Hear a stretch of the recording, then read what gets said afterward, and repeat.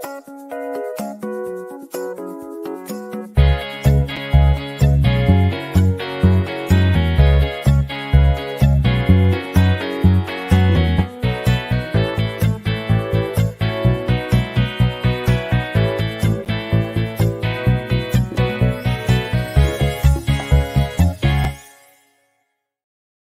everybody.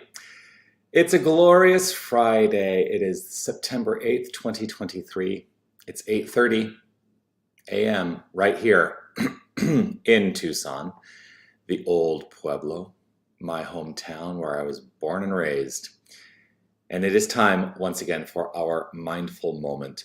I'm Dr. Jonathan Zenz. I'm the minister here at Unity Tucson, Unity of Tucson. I'm the spiritual director. And what a delight it is to share this time with you.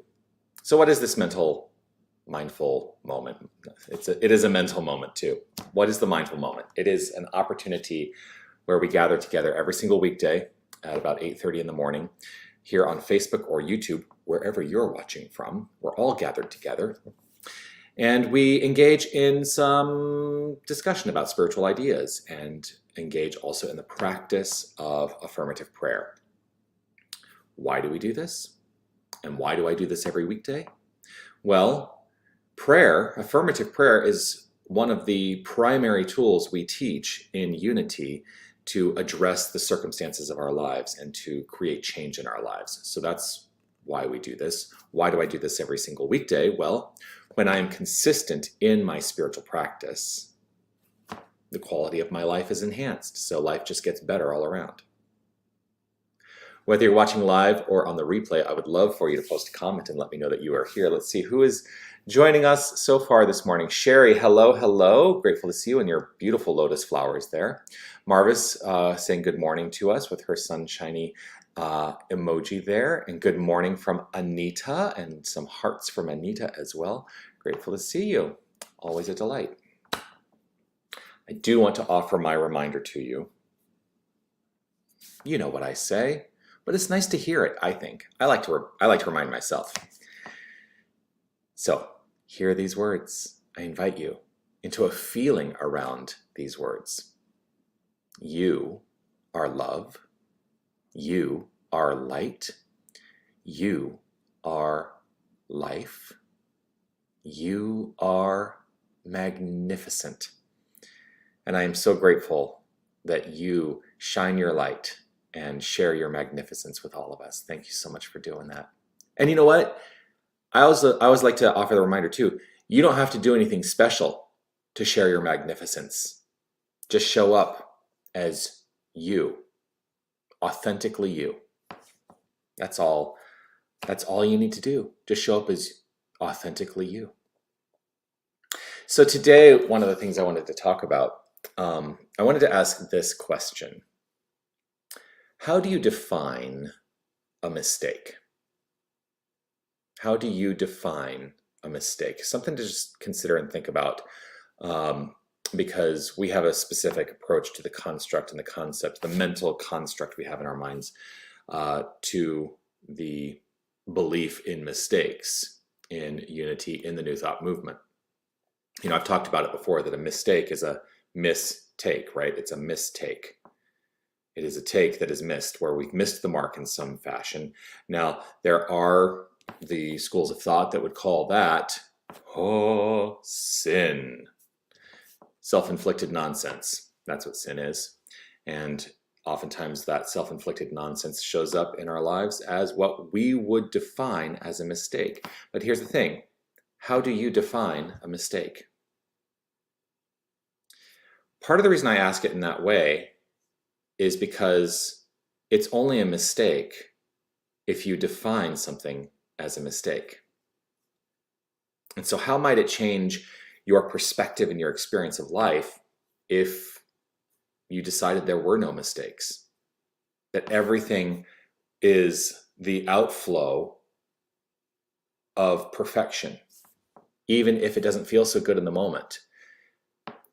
The things that don't feel so good, I think sometimes we look at and we say, oh, I made a wrong decision, and so that ended up showing up in my life as a mistake. That was a mistake. Well, can you ever truly make a wrong decision? No, you can only make decisions. And the outcome of the decision may not feel so good, but you know what's great about that? I don't think anybody's relegated to the outflow of decisions permanently. I think in the grand scheme of the infinite, we don't have to live with a mistake. We don't have to live with the construct of a mistake. So, can you ever truly make a wrong decision? What are the consequences for what you would define as a wrong decision? And what about this? Can a wrong decision be the right decision? Lots of questions today. I'm kind of resonating with just asking the questions today. I don't really, here's the thing. I don't purport to have the answer for you. What I encourage all of us to do is to go on the exploration to find the answers that are intuited from the infinite, that are expressed by means of that inner voice, that inner infinite connection that we have. So figuring out what is right and perfect for you is part of what we teach. I always say I don't say it every week, but I often say, the point of view of New Thought teachings is we're not here to tell you what to think. We're not here to tell you what to think. We have tenets. You get to decide whether or not those tenets align with you. We're not here to tell you what to think. What I think we offer is a constructive method that invites us into constructive thinking for ourselves. And so we offer a method. You get to decide whether that works for you or not. Last night we were in, I did a training session for potential small group leaders in our community as we're gearing up for our fall renewal series, when we host small groups, all related to the Sunday Message book that we are reading as a community and sharing as a community, and then the small groups gather together to have discussion around that book. And there was a question that came up around, the efficacy, how effective is prayer if we're not doing it in the way that it's been prescribed? Well, again, we teach a method, and you get to decide if that method works for you. And so I wrote on the I call it a whiteboard, but it's actually a beige board in this room. I wrote on there, technique is anything that works. Technique is anything that works. So if the 5-step unity prayer doesn't resonate with your soul at a feeling level to create change in your life, find what works. I'm not here to tell you that's the way it has to be. It works for me. And so I have adopted it as a practice in my life, and I will continue to use it. You ready for this? As long as it works. If it ever ceases to work for me, I will abandon it. Because that's the nature of life, complete, infinite unfoldment. It's not that I made a wrong decision by adopting that practice in the first place. I get to make up my mind right in this moment about how I choose to move forward. So that's the message today. There are no mistakes. There are opportunities to change our minds. And as Charles Fillmore said famously, I reserve the right to change my mind. You should reserve that right as well, I think. You get to decide. All right, let's do a little bit of affirmative prayer. And this is the method that we teach. I use the method that we teach in the prayer that I offer. So I'm going to invite us all to relax right where we are. Just allow ourselves to come into that space of beautiful, conscious, present moment awareness. Letting go of anything that has preceded this moment and releasing any anticipation for what is to unfold. And let us move our mental concentration onto this idea. Concentrating on the understanding that there is only God. There is only this source energy. There is only one thing going on. There is only the flow of love directed by law. There is this presence, there is this power, there is only this greatness on demand, God. And so I take a moment to meditate on the understanding that this is my identity. This is the identity of each and every one of us, the core of our being, and every aspect of our expression is 100% divine source energy.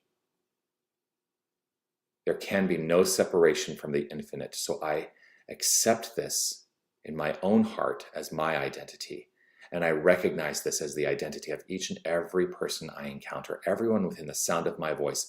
I accept wholeheartedly as God. And so I let my mind focus on this in a meditative way right in this moment. God is, I am, we are. God is, I am, we are.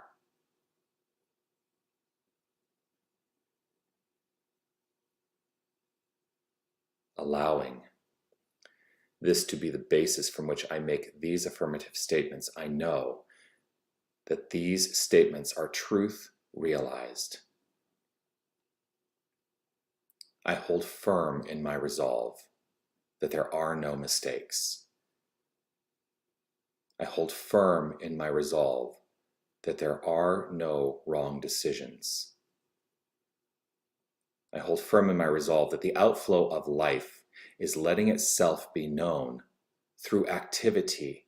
And while I may have at one point defined something as a mistake or a wrong decision, it was simply a stepping stone towards that which is constructive and productive in life.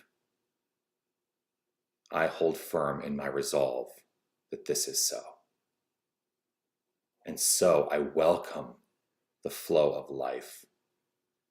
I welcome the flow of the infinite in this expression of life. I know that I am that flow. We are, each and every one of us, that flow. And so I let this word spoken be infused with appreciation and gratitude, knowing that this appreciation and gratitude wells up from within, and I feel the goodness that flows. I choose to recognize the feeling of it.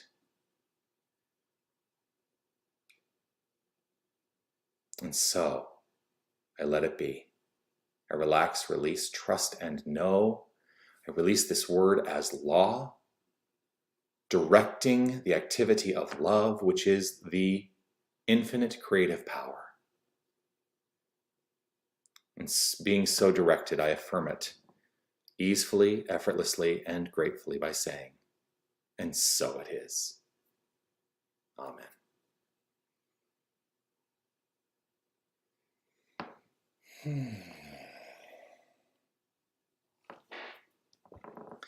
So it is.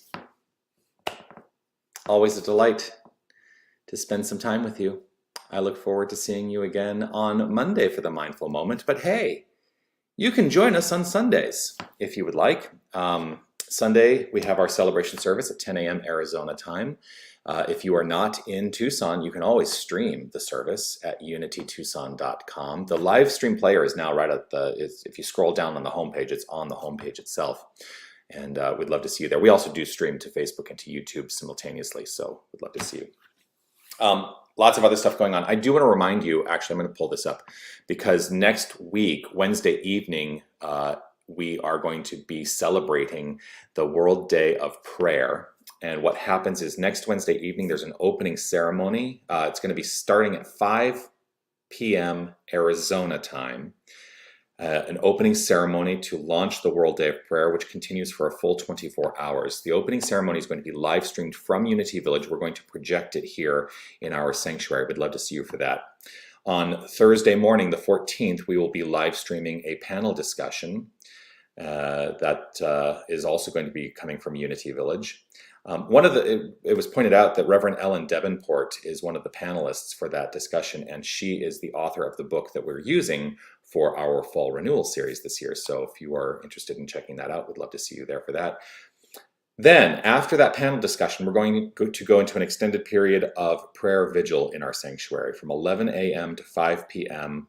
There will be prayer vigil. We will have prayer chaplains that will be rotating through the experience that day. And then I'm so excited because at 5 p.m. on Thursday night, we will be live streaming a celebration concert that is going to be a concert with Reverend Michael Gott and Karen Drucker. So excited to have that. You can find out all the information at the calendar listing at unitytucson.com, or just you can just scan that QR code there and it will take you right to that listing. We'd love to see you there. Lots of great stuff is coming up. Also, I will just put my pitch out because there are still seats available. We'd love to see you there. But Gary Lynn Floyd is going to be here with us in person, right here in our sanctuary, to offer a concert on the 24th of September at 1 p.m. You can, scan that QR code or go to the listing in our calendar for all the information and to purchase your tickets. We are also going to live stream that. So if you buy a live stream ticket, which is a little bit less in cost than a live ticket, you can enjoy Gary's concert from the comfort of your own home. All right, all kinds of stuff going on. Peace and blessings to you. I'll see you Sunday, Monday. I'll see you when I see you. Delighted to share this time with you. Keep shining your light. Know you're magnificent. And know that your magnificence is not contingent upon anything you do. It is simply who you are. That's what I know. See you soon. Bye, everybody.